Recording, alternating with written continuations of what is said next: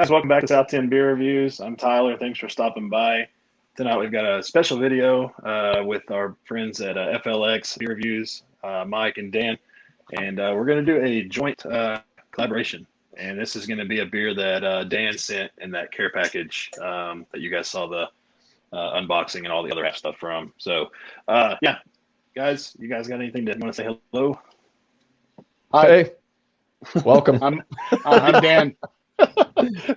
I guess that makes me Mike, Mike. So Yeah. sure. If you guys haven't checked them out, they're fairly new, but they're cranking out some good stuff. So make sure, and I'll put the description here, or the links in the description, so you guys can go subscribe to their channel. What a gentleman. So we're gonna do a porter. You guys are not used to seeing other beers on my channel, but we're gonna get back into that. So yeah, these are all from Dan. So is this something they brew regular? Is this like a one-off?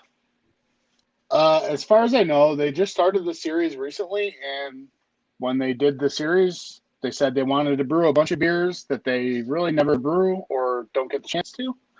They started out with, I want to say, a West Coast IPA, and then it was the porter, and they had an ESB, which you had. Yeah, and we did the ESB on the channel. And currently, there is a barley wine available. Ooh. Oh, wow, okay. Yeah. So are all these on the same canned-on date on these? I mean, I'm assuming? They should be. I think mine is...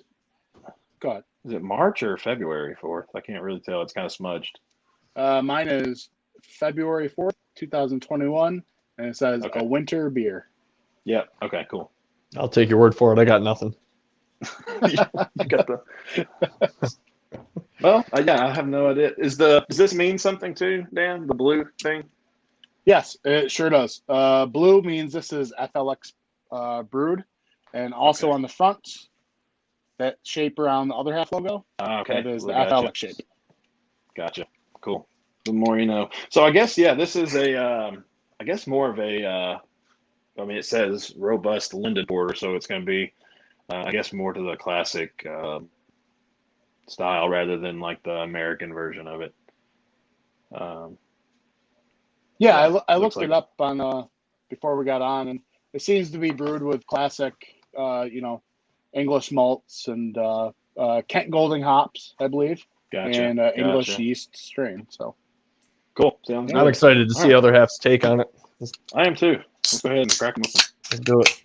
It is not often you get like a adjunct-free. Yeah, that's what I'm. Yeah, classic no style like from these guys. No chocolate, nothing in here. It's just oats, hops, yeast, and water. Well, she poured You guys poured it all? Oh, no, I'm gonna leave some room. Yeah, that's a good idea. Get a whiff on her. Man, it looks. She looks good. It looks darker than I was expecting, honestly. Yeah. Dark, nice creamy head on it. Yeah. Kind of a khaki-looking color. Yeah, yeah. Dude, I can smell it already from the coming out. I can too. I mean, honestly, I hold this up to the light. It's I can see a little bit of like a ruby color right around the bottom, but that's right. I mean, yeah, I'm getting a little red along the side here where the light hits it. Very dark, very rich. Usually with a porter, I mean, I always associate it with being a little bit lighter than a stout. Yep. I guess but today it's kind of mixed. Like a brewery will brew like an 8% stout and call it a porter. Like it's just whatever they want to call it, honestly. So, but this is looking, I don't know, it looks like a stout to me. It's definitely dark and rich. Let's go ahead and shove our nose in this thing. Let's do it. Ooh. Oh, yeah. It reminds me of like Christmas or something. I don't know. Like I want to drink this in the wintertime. It smells like fall. I love that roasted malt character that it has on it. Mm.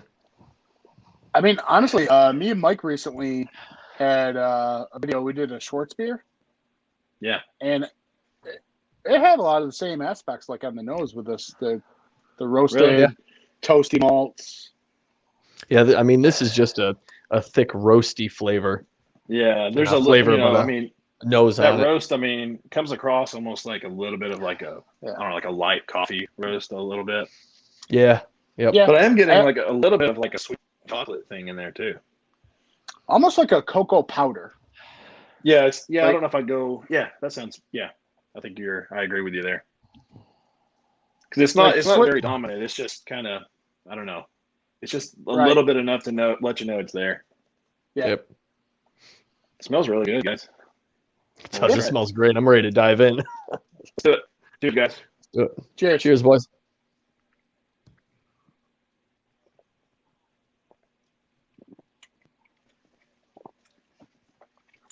Tastes like a porter.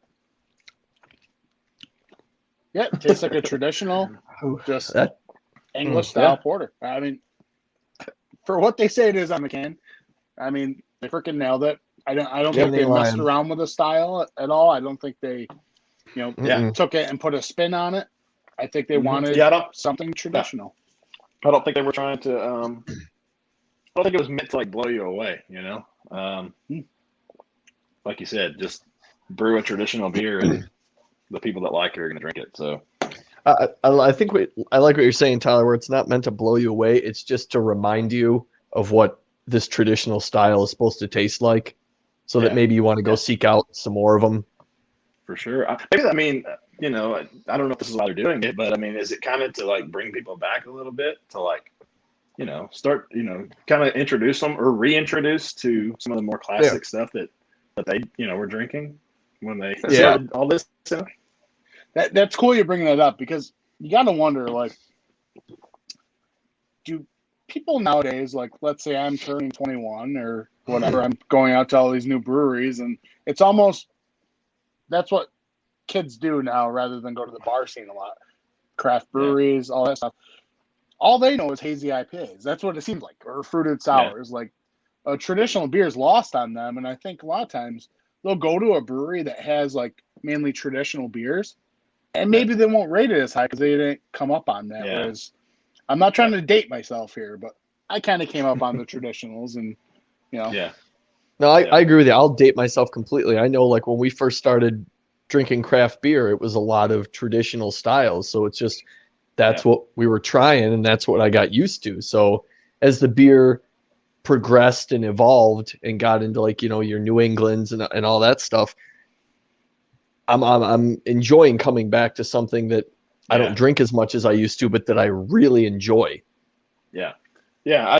With me, I mean, I can't remember when I even started drinking craft beer. It's probably, I don't know, 10 years ago or something, maybe, I don't know. But like, it seems like we got into it kind of right at the right time, where we got to appreciate the classics, but then very quickly got introduced to a lot of the new stuff, like the New Englands and or the fruited sours and the pastry stouts and all that stuff. But I don't know, that's got us blown up. I mean, that's the biggest thing out there right now are these, the new school styles. But how long do you think a keg of this lasts at a brewery, compared to the other stuff?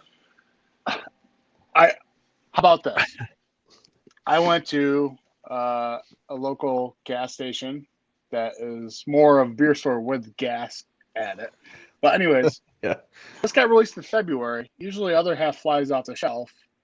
They still had a couple 4-packs of these laying around. Yeah. So that must give you some insight. Hey, you know what? More for me, more for the guy that loves the traditional beer. That's true. Yeah. So, I mean, so what do you guys think about the beer? I mean, like, it's got a nice little bit of mouth. It's not as thick as some of the, a lot of these new stouts, but it's not thin. It's not super thin either. I mean, 6% ABV. I think the mouthfeel is respectable where it's at. Pretty spot on, yeah. I mean, it is lighter. I would say it's light to like between light and medium.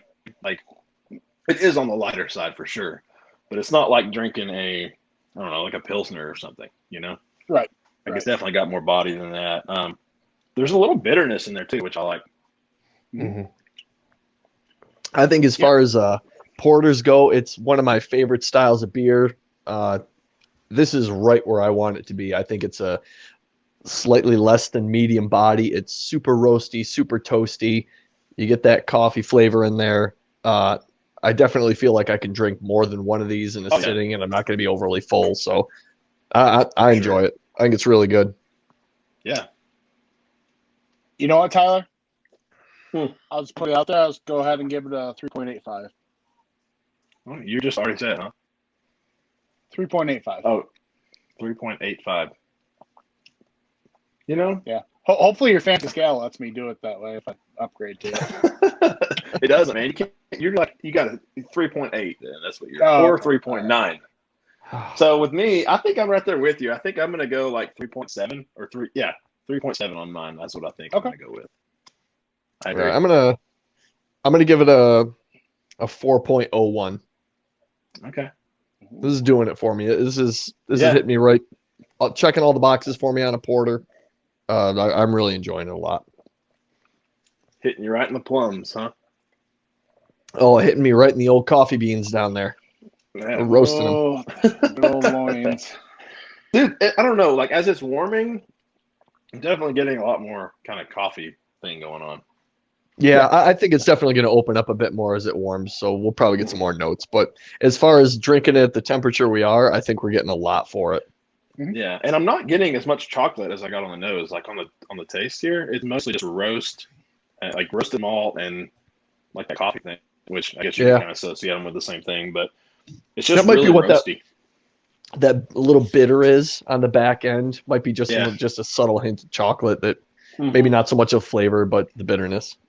I don't know about you guys, but it's a little tough for me sometimes to pick up the hops in these beers. You know, I mean, you'll watch some people and they will be able to, but to be quite honest with you, I mean, I don't get any hop quality at all in this. It's just enough to kind of balance it out so it's not overly sweet, I think. I think usually with porters, I like the hops taking a back seat to like your malts and whatnot, and your grains. I like that. I think that's why your bitterness is coming from, actually. Probably, that's a hot aspect. Yeah, it is. So cool. Well, do you guys have anything any final thoughts on the beer or any? We already had we already have our ratings. I mean, yeah. Dan 3.9. I will throw it out there that I just want it known that if there's a Ridgeopolus watching this is indeed a hot butcher glass. And he is triggered I apologize. instantly. I apologize. Speaking of Ridgeopolus, we have kind of come up with something. Maybe a podcast in the future, maybe more beer reviews. We are going to call ourselves maybe the 4-pack, working title. I don't know if that's corny. Yeah. Whatever. So, who cares, man? Hashtag that's all I got. 4-pack. Yeah. I think Ridge said he wanted to do like a Bud Light for the first episode or something like that. Indeed. Maybe talk about that. So if we're doing that, he has to wear the Bud Light T-shirt. Absolutely. He seems to be a big Bud Light guy. So, I mean, hey, it's all him. This has been fun. Thanks for having us on the channel. Absolutely. Yeah, appreciate you guys. And like I said, I'm going to put their links to the channel in the bio, so make sure you guys go subscribe to them. We'll be doing a lot more of these in the future. So, well, that's I think that's it. So we'll see you guys in the next video. Cheers, guys. Thanks. Cheers. Cheers to you.